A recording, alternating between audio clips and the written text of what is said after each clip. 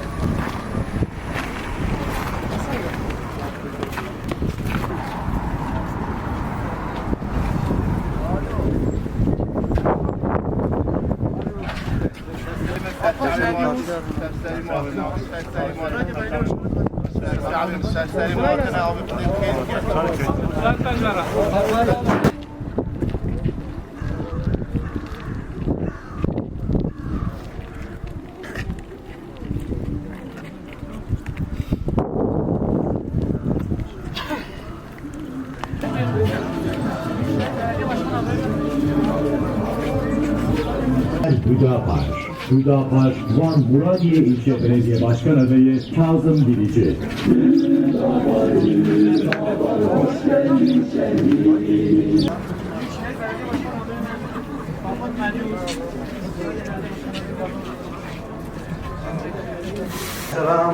Büyükşehir Belediye Başkan adayımız Avukat Mehdi Oğuz. Muradiye Belediye Başkan adayımız Kazım Bilici. لا كده مفاجأة دولة كده كده كده اي والله تعمل باش الحمد لله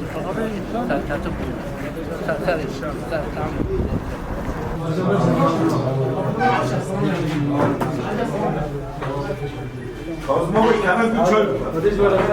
Kenar olayım ben. Bir çöl içine git. Serseri.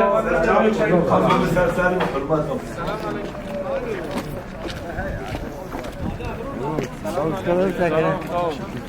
Büyükşehir Belediye Başkan adayımız Avukat Mehdi Oğuz.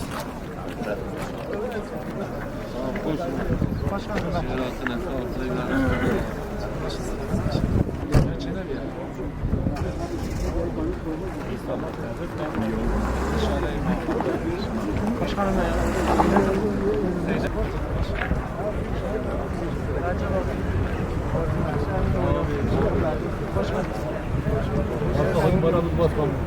Nasılsınız? Eyvallah. Değilsiniz. Sizler de iyisiniz. Allah'ın zahmeti abi.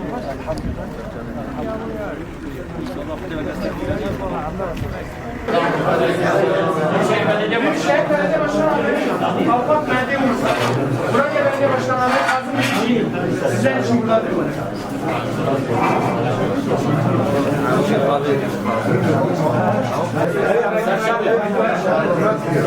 سرسري المرأة تساعد المرأة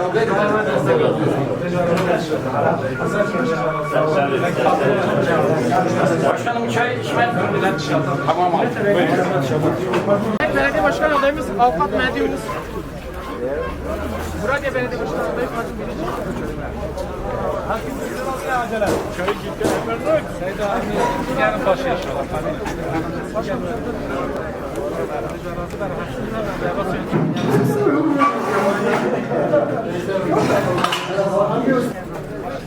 Muradiye Belediye Başkan adayı Kazım Bilici.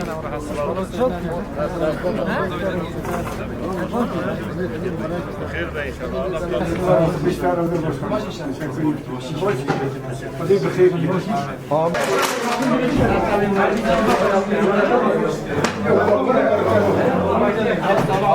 Belediye Başkan adayı Kazım Bilici.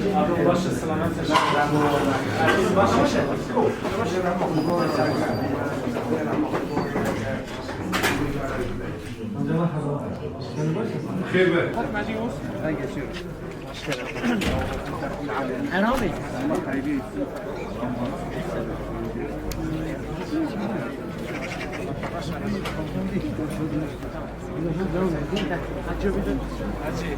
Baş inşallah. Hayır ben kalkamıyorum. Yok, şu an